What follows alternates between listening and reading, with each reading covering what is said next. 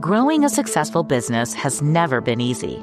But whether you're navigating a complex industry or trying to reinvent one, our breadth of banking experts are here to collaborate on market-proven solutions. At KeyBank, we're built to grow with your changing needs because we're not just here for the business you are now, we're here for the business you'll become.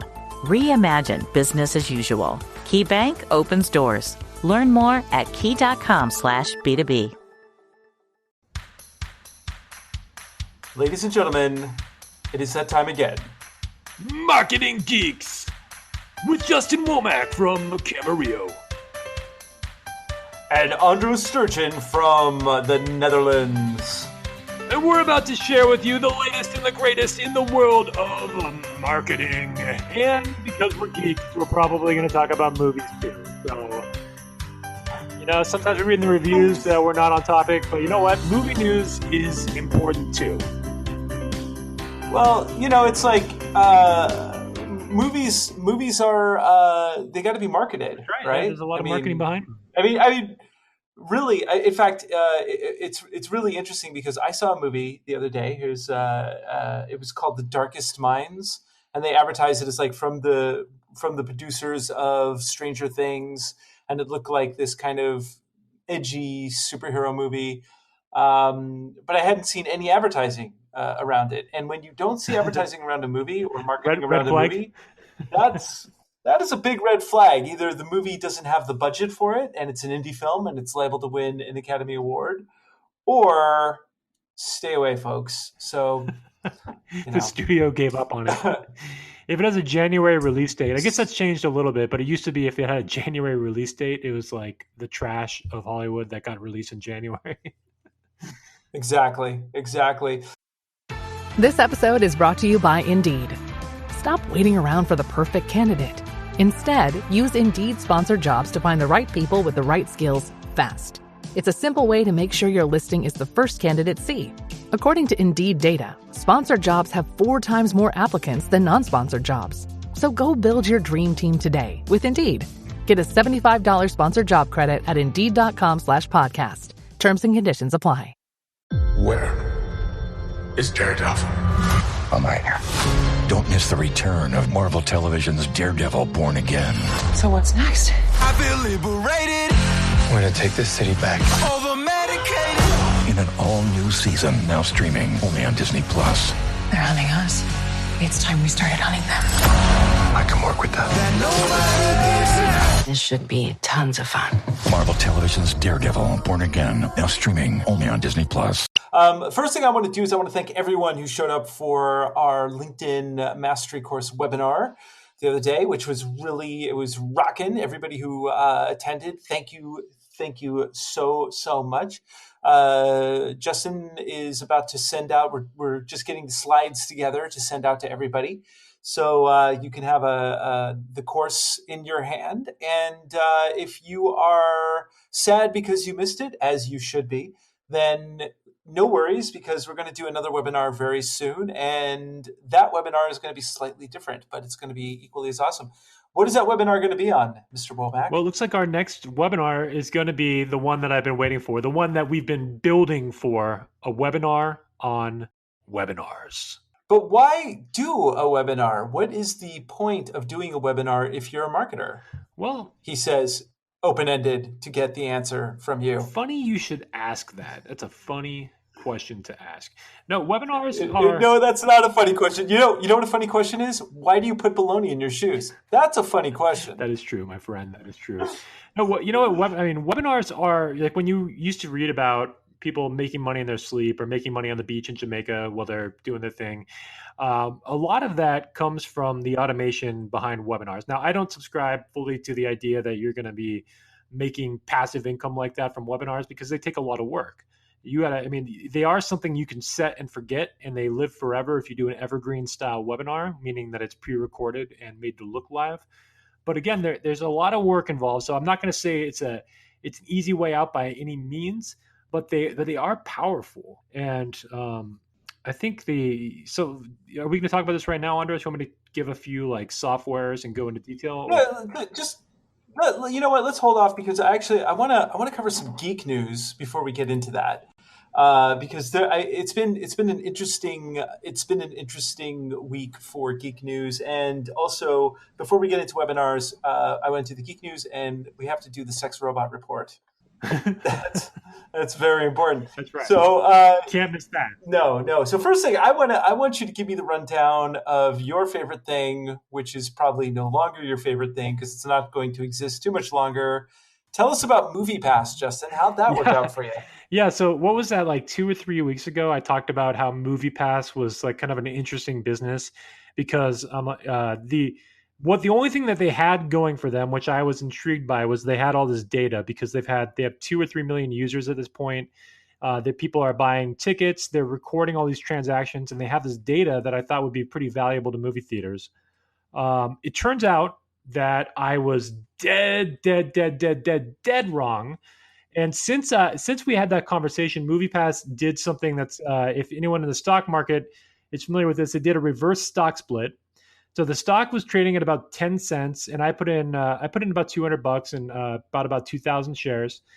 And the stock did a reverse split like immediately afterwards. It was like right around when I bought, which it was kind of surprising.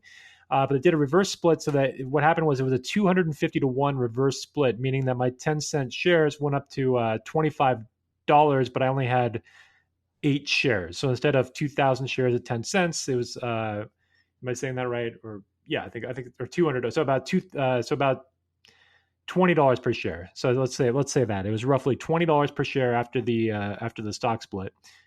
And since the stock split, it has dropped tremendously, and it's now dropped to more than 99% of the value is gone. So if you've ever seen that South Park episode that came after the after the 2008 recession, where they were talking about, oh, I got your money here, we're putting it into a bunch of different funds, and it's gone. It's gone. It felt kind of like that. But the money, but now the stock, so after a 250 to 1 stock split, the stock is now trading lower than it was before the split. So it's at about 5 cents a share right now. But if you factor in the reverse split, its true value is micro penny. I mean, we're under a penny. So between my investments in cryptocurrency and your investments in MoviePass, we could probably go buy lunch. Yeah, we're coming up with some serious stock, some serious tax write-offs. Or at least I am. I guess you're in the Netherlands. I don't know how your tax system works, but I got some tax write-offs and stock losses. So I mean, this is just an interesting thing as a business owner because, the thing is that I'm sure they did the market research and they did the numbers and they go, well, the average person probably goes to the movies this amount of time. So we know if they paid this much, they found that magic sort of sweet spot for a number. But what they probably didn't expect is that people were going to really ramp up how much they went to the movies by using this, like you did, right? You were seeing like basically any pile of doo-doo. I saw a few. I saw a few that I never would have seen without MoviePass. There were a few movies that I definitely never would have paid for. Right. But so the big problem with them was they basically did the gym membership model, right? The idea is you sell more. I mean, if you think of a gym, gyms actually sell more memberships than they have capacity to fill. So if everybody that had a gym membership showed up at the same time, there would be a fire hazard and they wouldn't even be able to run the gym. But gyms know that people have the intention of wanting to work out, but not only a certain percentage of them actually fulfill on that. Now, part of that is because there's an inherent benefit in having a gym membership and that you want to be in better shape. You want this for yourself, but it's hard work. Now with MoviePass, it's the same concept, but not the same because the psychology of going to a movie is not hard. It's actually kind of relaxing for some people to go to a movie. So it's a different thing. And I think they banked on this idea that it would be like a gym membership, and that just isn't the case. And I think the people that do abuse MoviePass were abusing it very effectively. Like they're going to like 30 movies a month. And, if they're in a state like New York, tickets are like $20 a piece and they're paying $10 a month and getting 30 tickets at $20, so that's a cash bleed. Well, someone should have figured that one out. And I don't know anything about the investors. That'd be an interesting story to cover, and maybe we can do some research on that and talk about why startups fail.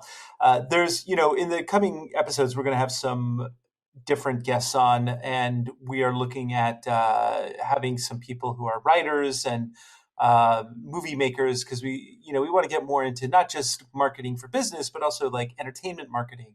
How does that work? How does that apply to other things? So I'm interested in this stuff. So we'll put a pin in this, but it's definitely something that we will revisit. But in huge geek news, this is my favorite geek news of the week. Patrick Stewart is coming back as Jean-Luc Picard. That, my friend, is news. Did you watch Star Trek: The Next Generation? I got to tell you, I was never a fan of Star Trek, and partly because, even though my dad wrote it, I was always a Star Wars fan until Disney bought it. But I had trouble with Star Trek because they had this sort of the reset thing where, in the 80s, 70s, and 80s and early 90s, whenever there was a TV show, there would always be like this reset at the end of every episode where there was no big cliffhangers, nobody changed anything. And that's because, before DVDs, before TiVos, people would just miss an episode of something, and then if they did, then they were lost on the plot. So they thought that wasn't a good idea. That wasn't until The Sopranos came along that these episodic kind of season-length stories really came into play, that people could really watch an entire season.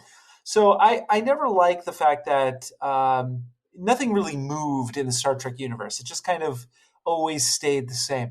I think now that the sensibilities of storytelling has changed with the advent of this stuff, I think that having a Patrick Stewart captain again and having a long Star Trek story is going to be badass. So and quite truthfully, we need a leader like Jean-Luc Picard to. If our leaders are failing us globally, then the least we can do is have a fake one that we like.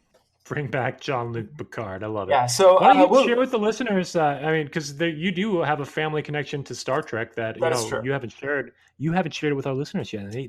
Our listeners want to know your connection to Star Trek. Yeah. So my father was some people may know this. At least 3 of our 7 listeners, I think, know this. That my father was a science fiction writer by the name of Theodore Sturgeon, and Theodore Sturgeon wrote some of the original episodes of Star Trek, including Shore Leave. That's the one where they go to the planet where whatever they think of comes true, which is a funny episode because, Captain Kirk, who is a notorious womanizer, goes to this planet where whatever you think of comes true, right?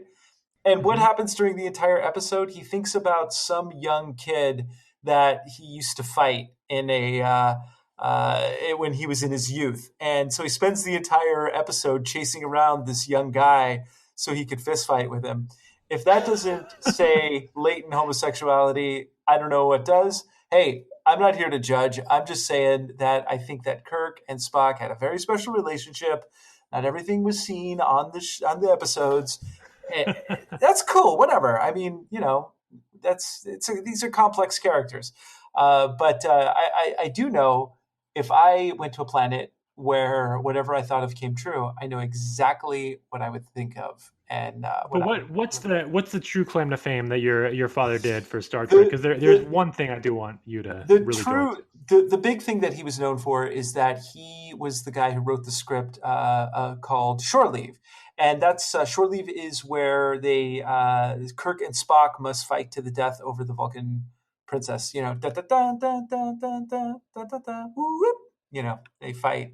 Which was recreated in The Cable Guy with Jim Carrey and Matthew Broderick fighting at medieval time.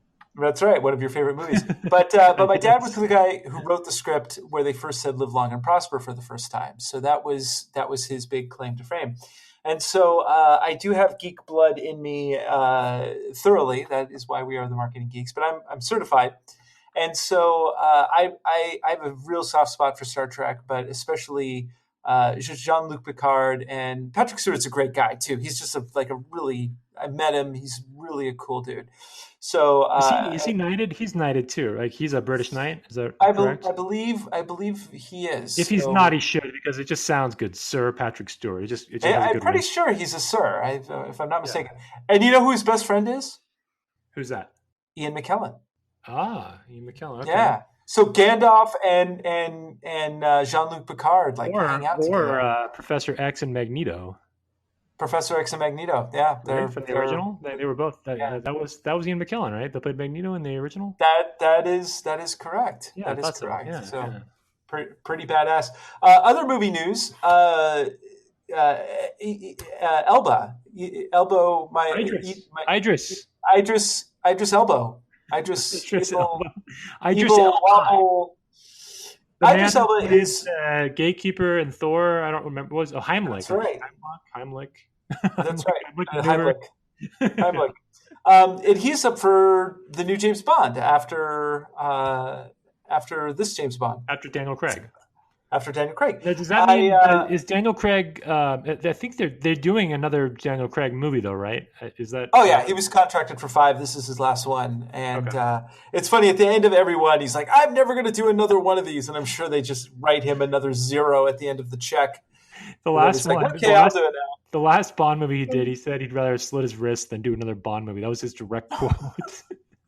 And you're probably right. They probably just slid an extra 0 there, and he's like, "Yeah, well, I changed my mind." Sure, yeah, that's exactly. A good negotiating tactic right there, people. Apparently, but the question is it time for a Black James Bond? And I say yes, absolutely. Why does James Bond have to be white? Why is there a race attached to James Bond? I also feel that James Bond needs a reboot because James Bond is a character that was a relic of the Cold War, which we are definitely not having anymore. I guess that's over because Russia won, right? Isn't that that now? I find that very interesting, and I'd love to find out what everybody thinks of that. So. Please leave a comment and let us know what you think. I'm on board. I mean, we've seen everything else already. So if they want to keep the story fresh and keep the character fresh, I'm on board. I think I think at this point it makes sense. It'll bring in a different audience. So I think it's from a box office standpoint, from a keeping it fresh standpoint, from an entertainment standpoint, I'm on board. I think it's a good idea. And he's got the charisma. I mean, he's great. I like. Yeah, I'm a big Idris Elba fan too. So yeah, and it's always this is the test, right? Whenever everybody says, "Would this guy make a good James Bond?" Okay, you got Idris Elba, right? You've got Daniel Craig, you've got Timothy Dalton, you've got Roger Moore, right? These 4 men walk into a room. Who's more likely to kill you?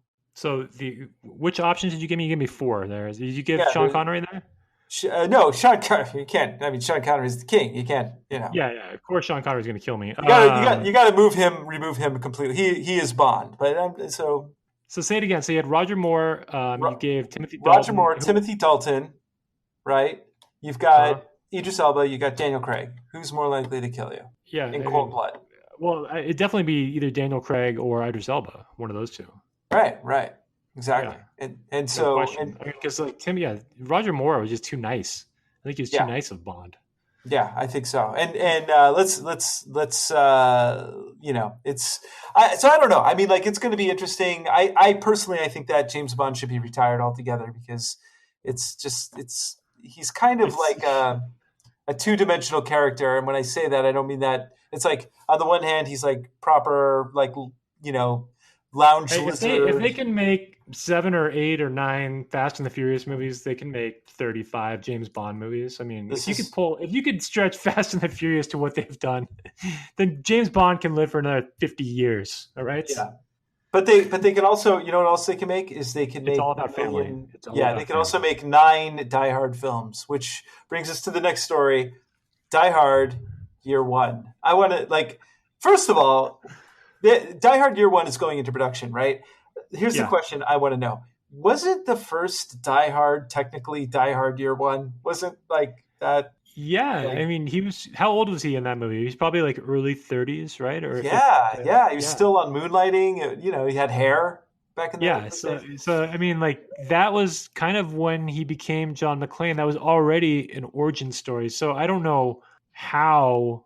Like, what is Year One? I mean, is he going to be a baby? Is he is that John McClane? No, he was 1 year old. That's the true Year One story. Here's a funny story. When this is true, I was working for Oliver Stone for a while, And at that time, Die Hard had been a few years old.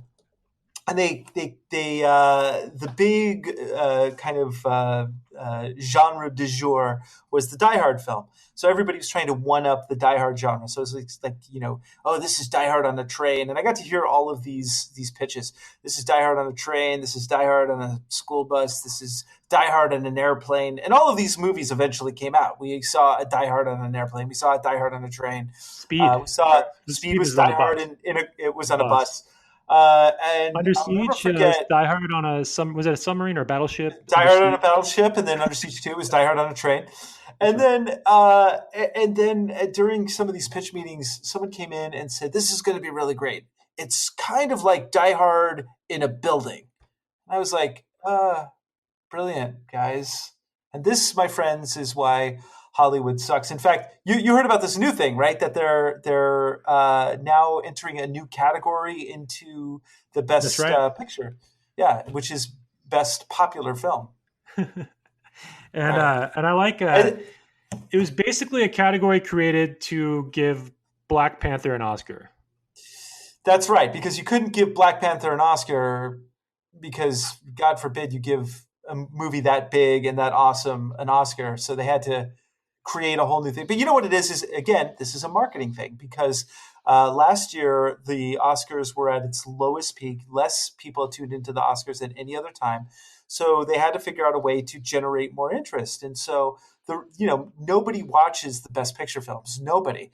But if you have Mission Impossible, especially recently, but if you have Mission Impossible and Star Wars and Black Panther all vying for and Infinity War, probably it'll probably be like Infinity War, Black Panther, Mission Impossible apparently is good. I haven't seen it yet. Yeah, a lot of those movies will be nominated for sure. Now, I heard an interesting thing. Tom Cruise might get an Oscar. He might actually get an Oscar now. I doubt it.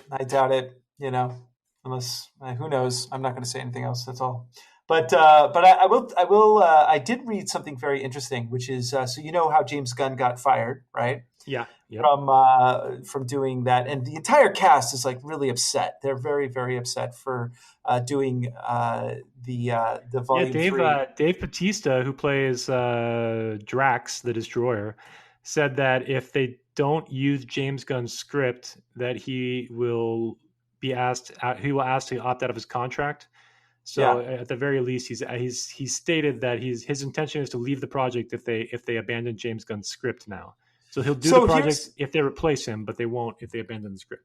So here's an interesting theory. Okay, what if Disney says, you know what, we're going to get rid of the entire cast. We're going to get rid of everybody. We're just basically we're going to reboot Guardians of the Galaxy because they already teased a new Guardians of the Galaxy with Sylvester Stallone leading the group, right? But he can't lead a movie. Sylvester Stallone cannot lead a Guardians of the Galaxy movie. It doesn't work. What are you talking about? So he didn't even belong. It was like hard enough to watch him in his few scenes in that movie. He's okay as Rocky. True.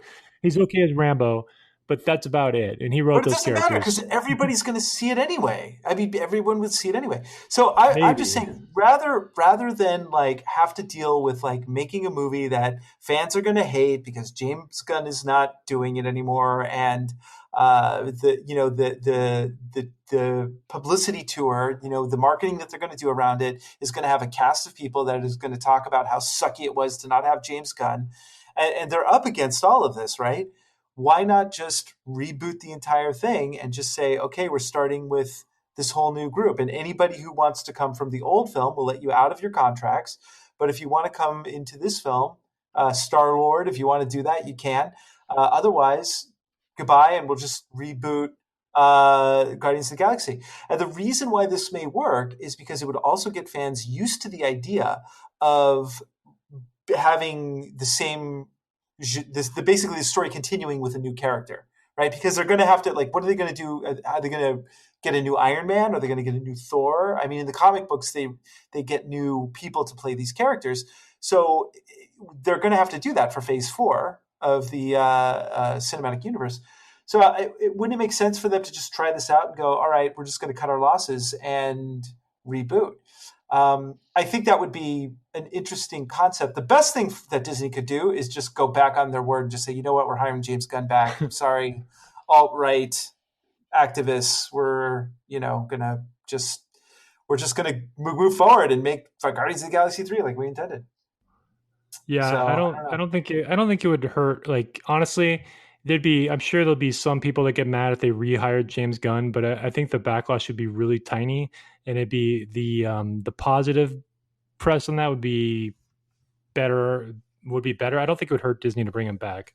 Personally. No. I mean, what? Because the guy told some off-colored pedophile jokes. Yeah, he was obviously just. If you look at his past movies, he just has a dark sense of humor. That's just who he is, or used to. And he's kind of cleaned it up a bit. But they were off-color jokes. So I think he was wrongly fired to begin with because they weren't serious. If you take him at his word, if you were to take his tweets literally, I could understand why you would fire the guy. But like, I don't take them literally because it was pretty clearly made as like a dark humor.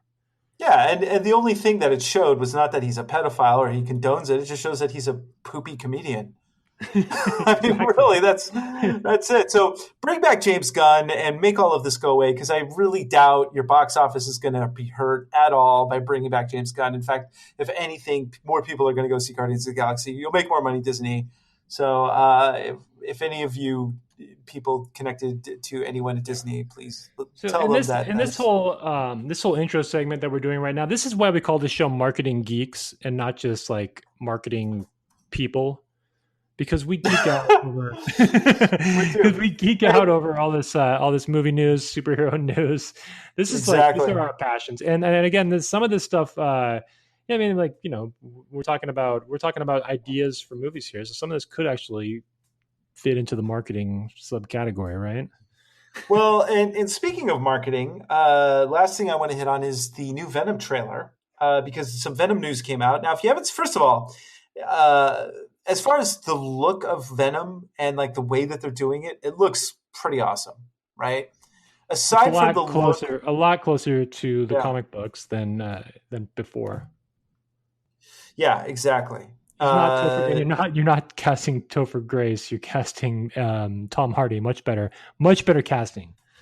But the thing is that Venom is a character that also kind of relies on Spider-Man. So I don't know. Like, and then if you've seen this last preview, it doesn't look super awesome. It looks okay.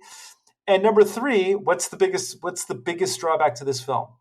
The biggest. You mentioned it earlier. I already forgot what I said. It's the rating. The way that they're going to market it. Well, they pitched it originally like this was Sony's answer to Deadpool. So they were going to make some R-rated superhero movies, but they don't have superhero licenses so much. They have the supervillains. So the idea was to create like an R-rated Venom movie that was going to be. It was intriguing. That's an intriguing idea. Okay, well, this is going to be R-rated. Right, because Venom is a terrifying. So basically, if you make a horror supervillain film, like make a horror movie, that would be awesome. But if you go for a PG-13 rating to get the kids, so the kids will come in there. First of all, ladies and gentlemen, kids are going to go see an R-rated film no matter what. Yeah. I have kids in my house, and they're just going to see it. But if you dumb it down so you think you can get more people in the theater, not as many people are going to see it. I don't think that was a good idea. And time again, we have seen that when people do that, it doesn't really work. So I do not have high hopes for Venom. All right. So I think it's time to get back into our topic of the week. So, or do you want to do your report first before we get into the webinar? Yeah, I think before we do that, we need to get into. It is time, ladies and gentlemen, for the Sex Robot Report. Oh yeah, you know it. Sex robots. All right. So it looks like earlier this year there was a UK sex robot brothel that opened in really? the UK. Yeah, really. And which is rather weird, but I guess there is a market enough for that people would go visit a sex robot brothel. Now, I'm trying to figure out, is that like, would you go to a sex robot brothel because that's a kink, or do you're afraid of real women, or you don't want to condone the industry? Like, I don't know don't what have the answer yet. I don't have the answer. and how sanitary is that? I mean, is it like I don't know if I'd really want to have sex with a sex robot that someone else just had sex with. Yeah, That's kind of weird. what do you use for that? Is that like bleach? I mean, I don't know. Do you boil the sex robot? I mean, I don't have an answer to this, but I do know there must be a market for it well, we want to because hear from you. You tell us how they would handle this. how do you sanitize a sex robot? I just don't even know. But there is a company that is opening up a new sex doll brothel in Paris. You know, And the craziest thing about all this, Andros, is that yeah, this segment, which to me kind of started as a joke, is really getting into mainstream news right now. And this industry is probably going to be a big industry, and it's kind of terrifying for our future as a species. But I mean, it's also very gratifying for you because you've wanted this for a long time, and it's coming true. I have wanted a sex robot for a long, long time. But the question is, and this is the question. If you go to a brothel to have sex with a sex robot, is that cheating if you're married? I don't know. What if, okay, then the question is, if the answer is no, what if there's like AI that is like responding to you? Okay. And the answer is no. What if someone else is controlling the sex robot from another location? Does that? Now we're talking. Now we're talking. And I would say all of that is no, that is not cheating unless you start messaging the sex robot privately on Facebook. Then you're in some hot water. Then you're in some hot water there. Yeah. So anyway, in London, you could have sex with a sex robot for 50 pounds, which is about maybe $55, and 2 hours will cost you about 130. So if you want 2 hours with a sex robot, like what do you do after the first like 30 minutes? I mean, you just tell me about you. How much does it cost to clean those things? Because it has to be less than $55. Well, the question is like, what if you're the type of person that not only has a kink about having sex with sex robots, but you also have a kink about having sex with a sex robot that someone else just had sex with? Well, like, what if that's your thing? Then you're a very profitable client. But the question is, do you get a discount or do you have to pay extra? That's a good point. It depends. I don't have the answer to any of this. Depends on the market. Anyway, testing. We got to test that market out. So anyway, and that concludes the Sex Robot Report for this week. Thank you, everybody. All right. So on to the meat of the show, which is webinars. Are they good for you? What do you use them for? Why would you use a webinar? And we have put on webinars. We've taught classes on webinars, but webinars are very specific for very specific things. And it's a type of marketing that you can do, and it has several different ways that you can leverage the knowledge that you have. Justin, tell me a little bit about your experience with webinars and. Well, to me, the number one use of a webinar is to treat it like you would a live event. So if you're familiar with like the seminar model or live events to make money in your business, the idea is that you have a funnel, like a sales funnel, where the live event is kind of your entry point into the funnel. And then from the live event, you're going to sell a bigger package, but not before. You're going to give everyone that attended the live event should receive a tremendous amount of value first. They should learn something. And at the end of that, you should be making an offer into some kind of other program, some kind of private coaching or some kind of a bigger program at the end. And so you're adapting the live event model and you're bringing it online. And the big advantage of a webinar is that people don't have to travel. So if you're running this live event model, you can get people from all over the world into your webinars without them having to travel. The other thing is if you're a consulting, if you're like a consulting firm or someone like that, you could treat webinars and do basically consultation or training events for multiple people all over the planet at the same time. Again, instead of having for companies to have to pay to send their people to a specific location and pay for their airfare and their room and board, they can attend a virtual training that you can charge for. So there's a lot of great uses for webinars, and then we get into the idea that you can have a webinar that's live, you can have a webinar that's pre-recorded and made to look live, and those are again called evergreen webinars. Which evergreen content means that it's timeless, essentially, can be reused over and over again. So you'll actually hear things like evergreen blog posts, which are posts that I just don't reference current events, and they're posts that can be like, if it's just basic marketing knowledge, it could be repurposed and released once a year, something like that. So go ahead, Andros. Oh, so basically what I was going to ask is like, give us an example of like, well, I could give an example. So let's say that you are selling a left nostril inhaler, right? You have a left nostril inhaler with a green crank, and you want to show people the benefits of your left nostril inhaler. So the first thing that you would do is you would probably go on either Facebook or maybe LinkedIn. Well, what I would do first off is I would clog their right nostril and I'd say, try to breathe. And then I'd be like, you want this left nostril inhaler now? Yeah, that's a good point. Establish the need. Establish the need, and then you also have to hit some pain points. But basically, you create some advertising around that particular product on Facebook. So as you're going through your Facebook feed or maybe Google or whatever, something may come up where if it's like, oh, do you have trouble breathing out of your left nostril? Well, try... we have 5 tips that will help you with this free webinar. So basically, you provide a piece of information or a service-oriented sort of thing where you're basically giving away free information.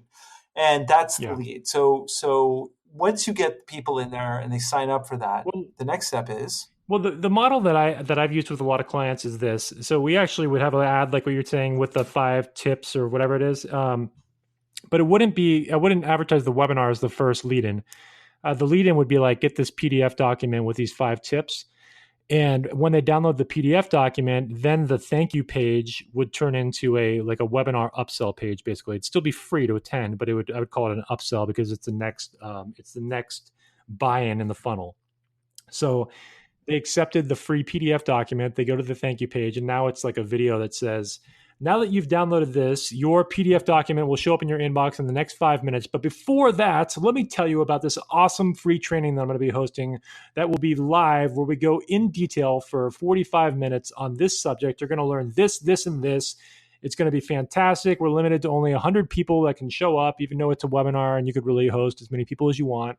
But they're going to tell you it's limited to 100 people, and which is scarcity. We talk a lot about scarcity here. And then at the bottom, it'll say, register for the free training. So that could be a live training that you have on a set date and time, or it could be what's called the evergreen training. And if it's an evergreen training, then you have set periods of time that your training takes place. So it's made to look like it's live. So like, for instance, I could have an evergreen training that's available at 2 p.m. every single day. Or I could have one that's like 10 a.m., 2 p.m., or 5 p.m. So like 3 versions, and they can select whichever one they want. And at that time, they'd attend the webinar. I can also create things like triggers that are, so basically there's always a webinar that's going to show up in the next 15 minutes. So if I went on the webinar at 3:05 p.m., it'll say the next webinar starts at 3:15 p.m. You're so lucky that you got here just in time for that webinar. So if you've ever noticed that like there's a webinar just about to start, there's a feature that allows you to have this. It's called a just-in-time webinar, and you could set it at every 15-minute interval or every 30-minute interval. And that was named after you, right? It was just in time. Yes, that was named after me because I am the king of webinars. That's right, and also when they also have a feature that if you go in there kind of at the last minute, you'll see that the room is packed, and that's accurate, right? Well, the feature that they have for evergreen only. This is for evergreen webinars, and the software that I use is called EverWebinar, and I'll put a link in the show notes. You could check it out. Actually, I'll put a link where you could get a 60-day free trial for EverWebinar. It's an affiliate link, so if you use that link, I would get credit. I won't make any money unless you buy it after 60 days, but you're welcome to try it out for 60 days. I do think they make you put down a credit card, but they don't charge you, or they might charge you $1, but then they won't charge you if you cancel within that 60-day period any more than that. So I forget if it's $1 or if it's free, but it's a pretty good deal. And what they have, though, is they have the ability that you could set the number of attendees that appear in the room. So if I wanted to, I could make it look like there's 2,000 people in the room and there might be just like one live person there. So they have a feature that's called throttling attendance. So I pick a number and basically the system will throttle around that number. So if I picked like 90, let's say I just picked 90, then the attendance, if you were looking at it in the webinar, it would throttle between like 75 and 100 basically, probably, or 105, something like that. So it would throttle the number. So it looks like there's people in the room. It looks like there's everything's there. And then the chat.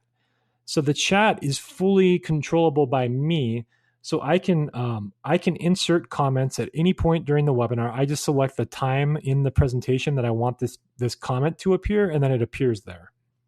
So everything can be manipulated to look live or created to look live. That's amazing. And so at that point, what you're doing, and so just to recap, there's a couple of steps here. You get people interested. First, you market a free white paper, right? You're giving away some steps. You give that away. You get people to sign up. You now capture their email, right? So you can also send them another email saying, hey, we're doing a webinar this week on this. And then once they get the white paper, then you sign them up for the webinar. And then in the webinar, you give away some information. And at the end of that webinar, then what happens? So at the end of the webinar, you make your offer. So webinars by design, if you're giving them away for free, they should by design have an offer at the end, because if you're a business owner, at the end of the day, you're creating customers. So you don't have to have a high-end offer. You can have a high-end offer. I think in 2014, for instance, about 4 years ago, a lot of people were doing webinars and making $1,000 offers at the end of them, or $997, $999, something in that range. And they were having a lot of success with it. In 2018, that doesn't fly as well anymore, but there are people that are having a lot of success with two different models, either a lower entry point offer, like a $100 to $200 offer, or what they're doing is at the end of the webinar, they're making an offer to a strategy session call. So at the end of the webinar, after you've learned all of this, the call to action is, now that you've watched this webinar, I want you to schedule a block of time on my calendar, and I want to sit down and have a conversation with you about how you're going to use this in your business. And those strategy session calls, quote unquote, are really sales conversations. So generally speaking, because I've done a lot of training around this, a strategy session call is probably about, if it's an hour long, probably about 20 minutes of content, just kind of going through and actually answering the person's questions, and about 40 minutes of qualifying and sale and making an offer and building up prestige in a sales call. So it's and that's an effective model that's working for a lot of people right now, is the free webinar and then the offer to the strategy session call. But you have to have a system for running those strategy session calls and getting a decent conversion. So if you don't know how to do a strategy session effectively, then that's probably not a great model for you. But if you have a system for enrolling, high-paying clients, then it can be very, very effective. So let's break this down into like a real world scenario. So give me an example of like a client that you have had where this has worked for. So I would go into business coaching. So I worked for a client that would give away, I can't remember his specific lead magnet was something along the lines of like how to pack your seminar room or something like that. Was the initial PDF document, around something to that nature. You opt in, you get the free PDF document, how to pack your seminar room. The next phase there is, okay, now that you've got the document, in the next 5 minutes that'll show up in your inbox. But in the meantime, I want to tell you about this training that I'm doing, where I'm actually going to show you how to run an effective seminar, how to put it together and give you the meat of everything. And so they get people to enroll into that training. And at the end of that training, the offer is, okay, let's have a one-on-one strategy session call to discuss how we can implement this in your business. And from there, somebody comes on the strategy session call and they get enrolled into a minimum of a $1,000 offer. Somewhere in the $1,000 to $5,000 range is typical for these seminar and coaching practitioners, especially in the Southern California area. And so, so you're being put into a coaching funnel for a high-end coaching program. But I'm not going to give specific names or anything like that. But that's the nutshell. Yeah. But then, so how effective was this generally? Because you said that you can set it and forget it, and so you basically put this thing on autopilot. Well, What kind of return, like if you're doing this thing on a regular basis, what kind of return do you get for something like that? so I mean, the thing is, by doing it the way I'm talking about, you're going to have more live touch points because you're required to then host those calls. So you actually are investing a fair amount of time. If you do a set and forget it kind of thing, the conversions are really low. So on an evergreen webinar, if you're doing a set it and forget it model and you're making an offer for like $500 or $200 or maybe even $1,000 at the end, you're going to get low conversions. However, low conversions that are fully automated can still be pretty profitable because it doesn't take any of your time. So if you're able to dial it in, like an excellent webinar presentation would probably get like a 2% conversion. And that would be fantastic, especially if you're making like $1,000 paid offer, because that'll offset your traffic cost. And if you think about customers in terms of lifetime value, there should be even a bigger back end than the initial sale. So when we think about customers in marketing, you should always be thinking about, okay, what's the value of them buying my webinar offer, but what's the average value over the course of a life of a client in my business. And because generally speaking, even if it's $1,000 offer, there's probably a back end that's even higher than that. And that's kind of the industries that I've worked in. Because I've worked in high-end coaching industries where people are charging $100,000 a year for coaching, sometimes even more these days. And so these are very, very high-end programs, and that's just that's like the third cog in a bigger wheel. So. Yeah, interesting. So overall, I mean, this is a type of industry also that you really wouldn't want to do it for. I mean, coaching is a good one, especially if it's you're doing like coaching services for business or that sort of thing. But what if I have a business that's like more of a product? How would that work for me? Well, it depends. I mean, if we're talking like a SaaS product, for instance, then I think a webinar can work really well as like a demo. So instead of doing a live demo presentation for your SaaS product, meaning software as a service, if you don't know SaaS acronym, so that's software like any software that's on a subscription. Yeah, any software on a subscription model would be considered a SaaS product. I would use the webinar as in place of having my live team members do the demo. So you could do it that way, and then at the end of that, you could do the strategy session offer where you could either make the offer for the software at the end with a special value. So it's like, okay, normally if you enroll in the software, it's $100 a month, but if you take us up on this webinar offer, you'll get the first year for 30% off or something like that. So you could do it that way and you reward the people that stayed till the end of the webinar, or you could just again automate the demo process and then at the end of it schedule sales conversations with between the sales agents and the clients after the webinar has done the demo work for them. So you're leveraging the time of your salespeople that way instead of making them take every client through the demo process. And if it's done effectively, that can be great. If the webinar is no good, then that's probably going to hurt sales overall. So it's all a matter of how effective and engaging is the webinar presentation, how dynamic is the speaker, how good at sales are they, how many psychological techniques are employed during the webinar that are going to actually make this person want to buy. So if it's done correctly and the research is done in advance, they can be very, very powerful. Interesting. And give us an idea of like what we need to run a webinar. Like what do you like? You've done a lot of them. You've gone through a whole gamut of different systems. What systems in your mind work best? I mean, there's a couple because these days you can kind of run close to webinars without like the full webinar software. Like if you use Zoom, for instance, like you can get a regular Zoom account for $15 a month that'll let you do unlimited phone calls with up to 100 people in the room, and you can do a screen share. And it's not the full webinar environment because if you attended our webinar, we actually use the Zoom webinar feature, which is the true webinar environment. But if you just use the regular Zoom feature, you could pretty much pull off a webinar doing that. So that's like the low end budget. Is I would probably just run a regular Zoom call. I'd pay the $15 so that I could have the webinar longer than 40 minutes. If you don't pay the $15, you're limited at 40-minute calls. And just so you know, Zoom is a video conferencing service, much like Skype, except it has a lot more features. You can control other people's computers. You can do screen share. You can do that on Skype too. But it's a lot easier to run. If you ever need to do video conferencing, Zoom is probably the best software out there. So they have the webinar feature too, which is an add-on, and we had that enabled when we did the webinar this last week.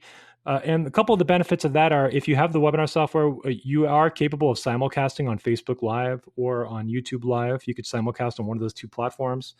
You can also then do like Q&As, so the guests are able to ask questions, and you have more control over kind of muting your audience. It's a lot easier to kind of handle the audience when it's on a webinar and not everybody's screen is shared.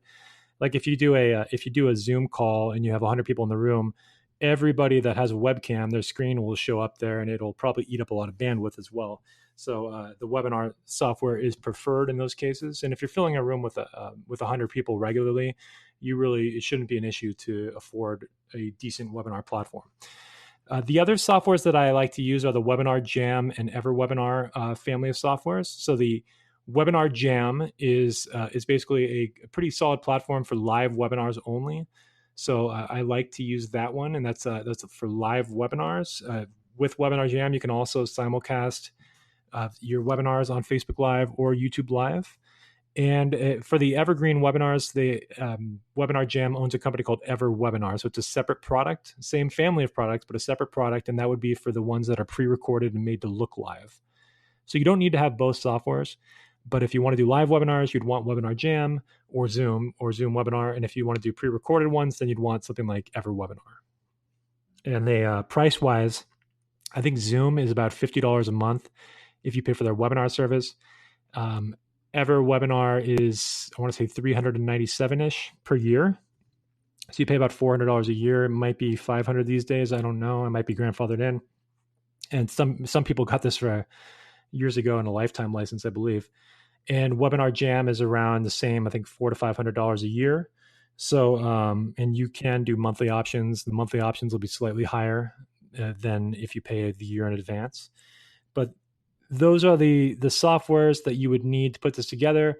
If you're going to build the funnel that we talked about, then you'd also need like a landing page software like ClickFunnels or something of that nature to build out the landing page and the thank you page and the videos. So it gets deeper and deeper as you go along.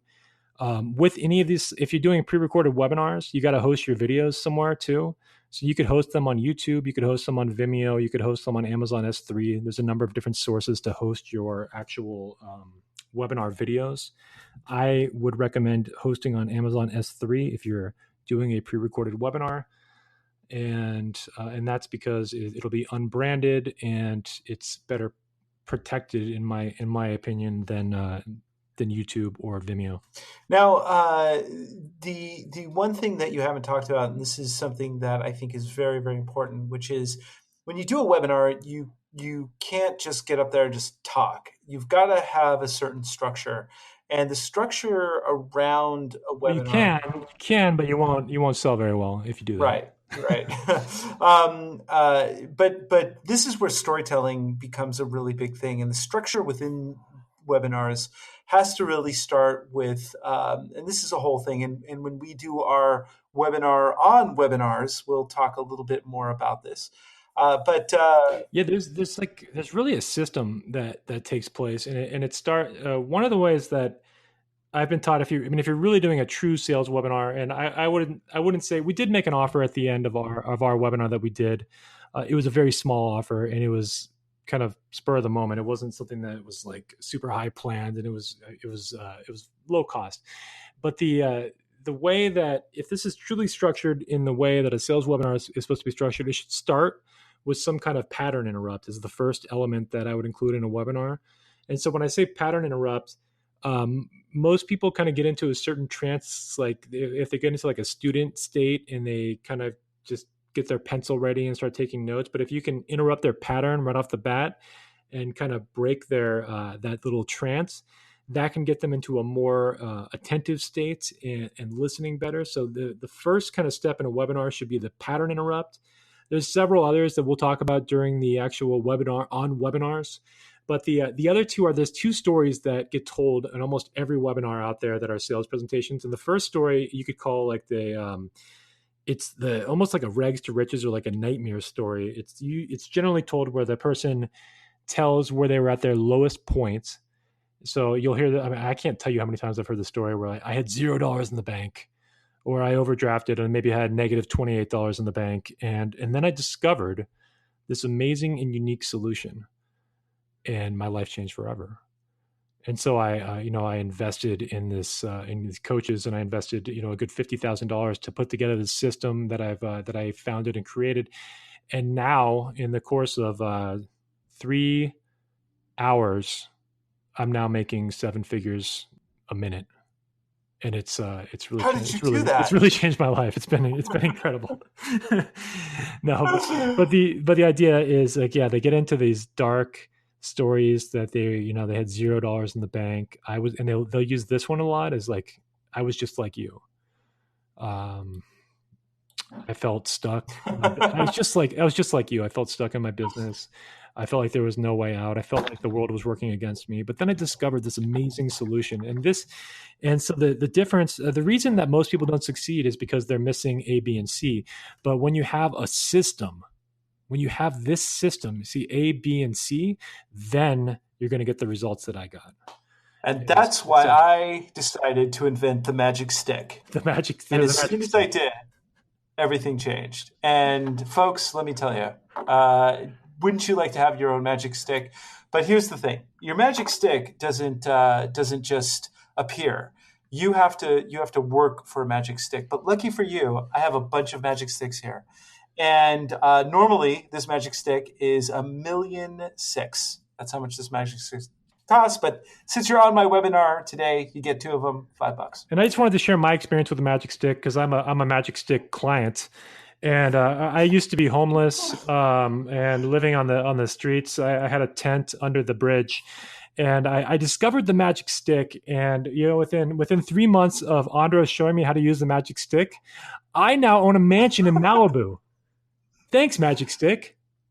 And there, ladies and gentlemen, all of our 7 listeners, that sums up. This is this is not done very well, but I mean, you're getting this thing is devolving fast. This is devolving fast, but the main point is that there's a very specific formula that's used over and over in these things, and I'm kind of making light of it. It's actually very powerful when done in a serious fashion. But again, the other thing that I just did there was like a testimonial story. So in the middle of a webinar, you'll often have people weave in testimonial stories like how magic sticks saved them. So if you're watching a presentation in the middle of a slide, they're like, oh, let me tell you about the story of this client that had this problem, and they went through my program and had this result. Those are weaved in testimonials, which are all building towards social proof and helping to develop prestige around the product and service offering.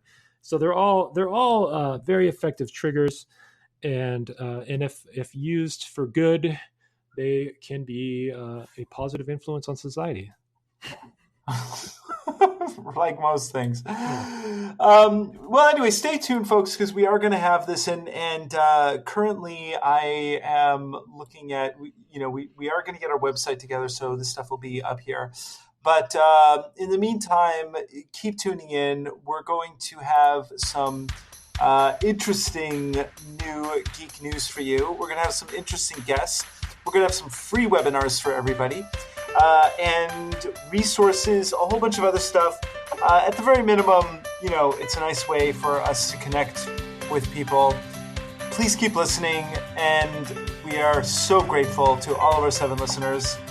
So, from the Netherlands, this is Andros Sturgeon. And from Camarillo, California, Justin Womack. Stay classy.